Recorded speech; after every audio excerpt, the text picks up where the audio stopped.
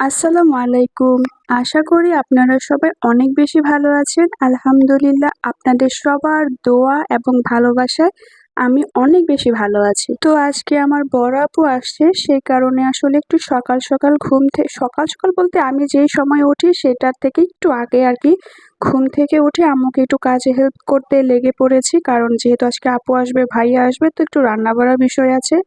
তো আমি ভাবলাম যে আচ্ছা, রান্নাবাড়া তো আছেই, মানে খাওয়া-দাওয়া তো আছেই দুপুরের, কিন্তু তার সাথে একটা ডেজার্ট আইটেম কিছু আমি তৈরি করি। তো সেইজন্য আমি আসলে ভাবলাম যে কি করা যায়? তখন মনে হলো যে খুব সহজ এবং মজাদার একটা রেসিপি যেটা আমি জানি, সেটা হচ্ছে শাহি টুকরা।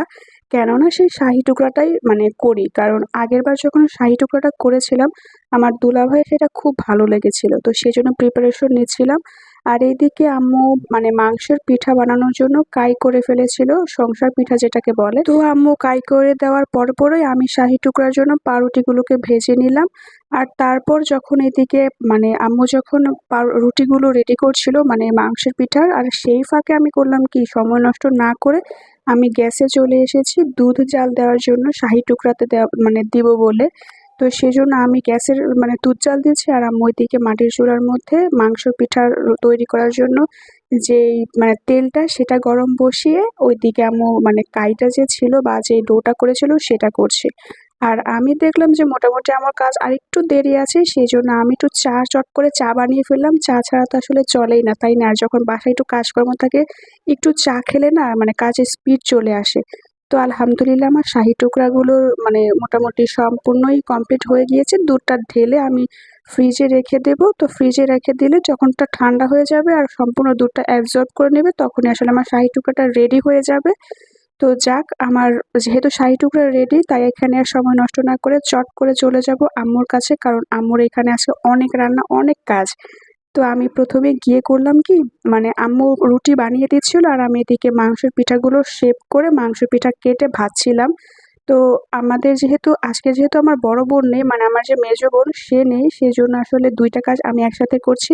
মানে কাটা আর ভাজা। আর আপু থাকলে বরাবর আপুই কাটে, আর আমি আসলে কাটার মধ্যে অত এক্সপার্ট না।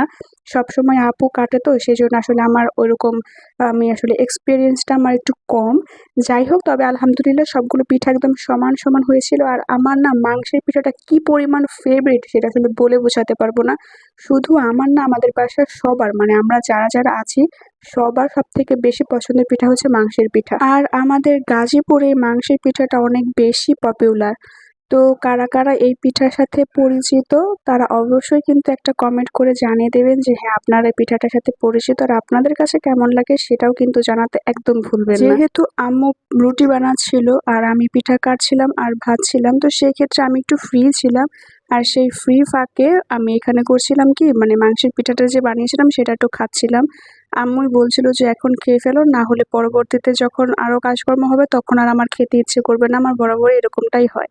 তারপর চুলায় বসিয়ে দিয়েছিলাম হচ্ছে রোস্ট বলতে রোস্টের মাংস মানে ভাজছিলাম। আমি এই কাজটা অনেক ভালো পারি। হয়তোবা আপনারা আগেও আমার এই কথাটা শুনেছেন যারা আমার ভিডিও আগে দেখেন। তো আমি এখানে মুরগি ভাজছি আর ওইদিকে আম্মু বাকি যে মাংস, তারপর হচ্ছে পোলাও-টোলাও রান্না করবে সেগুলো প্রিপারেশন নিচ্ছে।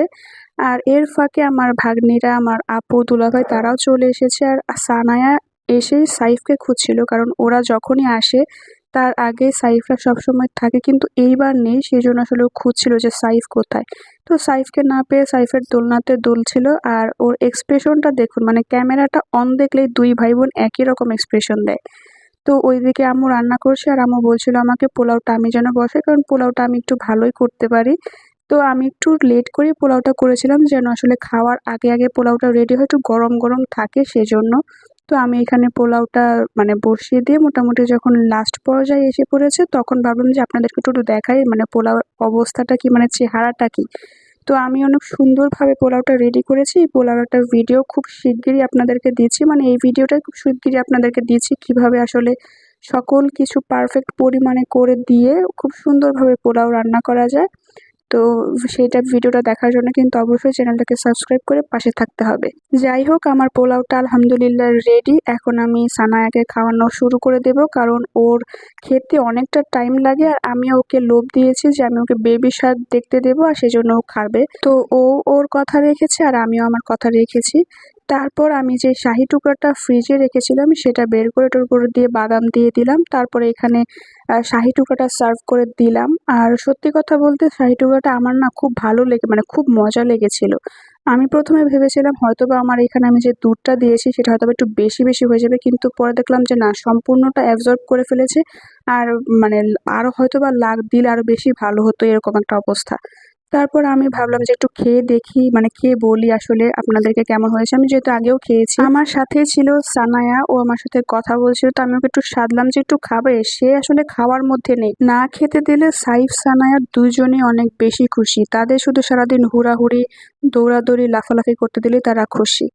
তো দেখুন কি পরিমাণে সফট হয়েছে এই শাহি টুকরাটা, আর একদম ভিজে গিয়েছে খুব সুন্দরভাবে, খুব স্পঞ্জি হয়েছে।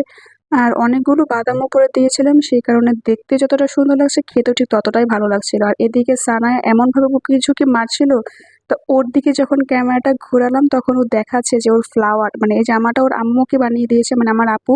তো ও আসার পর থেকে আমাকে শুধু এই ফুলটাই দেখাচ্ছে ঘুরিয়ে। তো আমার যখন দেখলাম ফোনটার দিকে ঘোরালাম তখন সে আপনাদেরকেও দেখালো ওর সুন্দর জামাটা। তো যাই হোক, ভিডিওটা আর বড় করছি না, আমি খাই আর সানাই ওইদিকেও কিছু কি মারতে থাকুক। ভিডিওটা যদি ভালো লেগে থাকে অবশ্যই আপনারা একটা লাইক করে দেবেন, আর যদি চান চ্যানেলটাকে সাবস্ক্রাইব করে পাশে থাকতে পারেন।